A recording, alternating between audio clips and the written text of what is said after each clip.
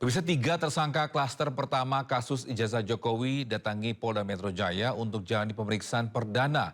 Kuasa hukum para tersangka pun menyindir Egy Sujana dan Damai Lubis yang kini sudah bebas dari status tersangka karena mengajukan restoratif justice.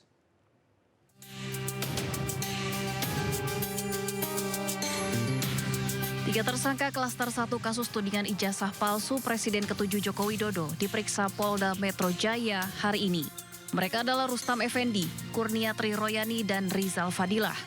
Kuasa hukum Ahmad Hosinuddin menilai pemeriksaan klaster pertama penyidik tak gunakan KUHP dan KUHAP baru.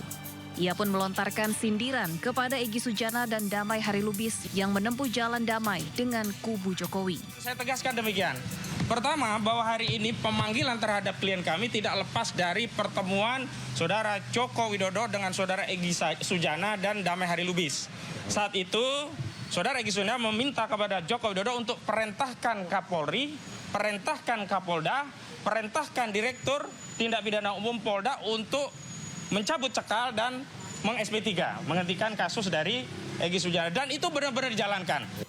Hosinuddin juga menambahkan restoratif justice yang ditempuh Egy Sujana dan Damai Harilubis bukan berarti menyatakan ijazah Jokowi asli, namun justru upaya memecah belah kesepahaman para tersangka. Kini usai status tersangka Egy Sujana dan Damai Lubis dicabut, tersangka tudingan ijazah palsu Jokowi menyisakan 3 orang di klaster 1 dan 3 orang lainnya masuk dalam klaster 2, Roy Suryo, Rismon, dan Dr. Tifa. Dari Jakarta, Dilami Aulia, Yudi Richard, iNews melaporkan. Pemirsa, Wakil Presiden Republik Indonesia Gibran Rakebuming Raka meninjau pelayanan kesehatan di RSUD Dr. Soekarjo, Kota Tasikmalaya, Jawa Barat. Ya, dalam kunjungan tersebut, Gibran memastikan penguatan fasilitas dan kualitas layanan kesehatan bagi masyarakat terus berjalan secara optimal. Wapres juga memantau langsung alur pelayanan pasien, mulai dari pendaftaran rawat jalan, pelayanan poliklinik, hingga farmasi. Ia juga melihat sejumlah fasilitas termasuk gedung poliklinik yang masih dalam tahap penyelesaian, serta bangunan rawat inap dari sisi luar.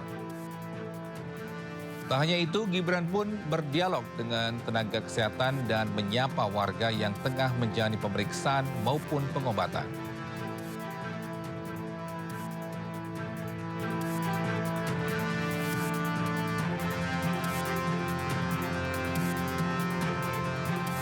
Pemirsa, tim SAR kembali menyerahkan 1 jenazah korban kecelakaan pesawat ATR 42500 yang ditemukan di lereng Gunung Bulung Saraung, Kabupaten Pangkep, Sulawesi Selatan. 1 jenazah korban kecelakaan pesawat ATR 42500 tiba di Rumah Sakit Bayangkara, Makassar pada Jumat dini hari. Jenazah langsung dibawa ke ruang otopsi untuk proses identifikasi. Direktur Operasi Basarnas Laksmana Pertama TNI Yudi Bramantio menyebut jenazah ini merupakan korban keempat yang berhasil dievakuasi. Korban ditemukan di dalam jurang sedalam sekitar 200 meter di bawah bagian ekor pesawat. Basarnas menyatakan hasil identifikasi akan disampaikan oleh pihak rumah sakit pada Jumat siang.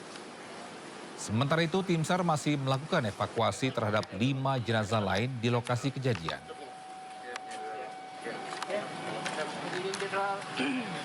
Sampai saat ini sih 9, hari ini 6 ya? Ya 6. Hari ini 6. Yang diserahkan utuh semua.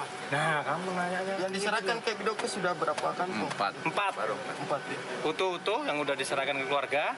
Terus kemarin 1 body part ya? Ya dok ya. Nah sama ini mudah-mudahan insya Allah utuh nanti. Tapi yang memberikan kemenangan nanti biar. Perempuannya jenderal, perempuannya. Belum dibuka, masih dalam itu. Udah dikasih label nanti mau perempuan, mau laki-laki, seberapa persen nanti urusannya Bapak hari sini. Besok ya. Besok ya. Kita beralih ke informasi lainnya. Bisa merasa terganggu dengan suara burung hantu, seorang warga menembak mati seekor burung hantu. Video penembakan pun viral, kini pelaku diamankan pihak Posyan. Sering mengganggu kita saat tidur malam nih. Viral di media sosial, warga Belu, Nusa Tenggara Timur menembak mati seekor burung hantu. Motifnya, pelaku merasa terganggu oleh suara burung hantu langka ini.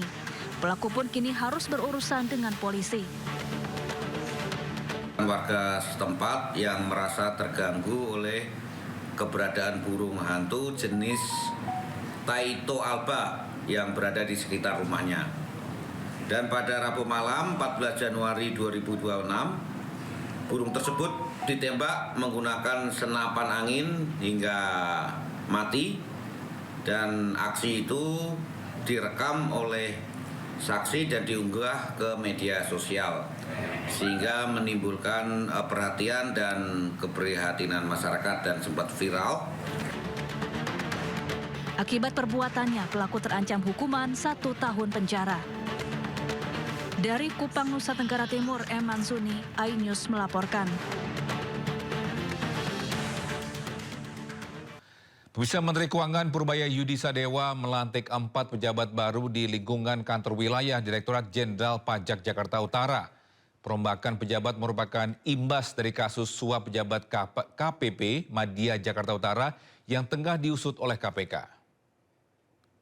4 pejabat yang dilantik antara lain Untung Supardi sebagai Kepala Kantor Wilayah DJP Jakarta Utara, Gorga Parlaungan sebagai Kepala KKP Madya Jakarta Utara, Andika Arisandi sebagai Pejabat Fungsional Penilai Pajak Ahli Muda KPP Madya Jakarta Utara, dan Hadi Supriyatno sebagai Kepala Seksi Pengawasan 3 KPP Madya Jakarta Utara. Purbaya menegaskan pergantian Kepala Kanwil DJP Jakarta Utara tetap dilakukan meski pejabat sebelumnya belum terbukti terlibat dalam kasus suap bawahannya. Namun rotasi tetap dilakukan agar atasan tidak lalai dalam mengawasi bawahannya. Bapak Menteri Keuangan Republik Indonesia, demikian pula saksi pejabat.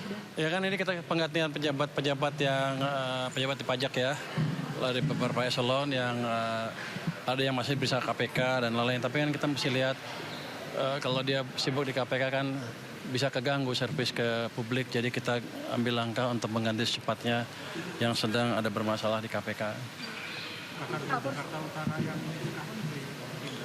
Ya dipindah, ya diganti, diistirahatkan dulu sementara. Diistirahatkan dulu sementara.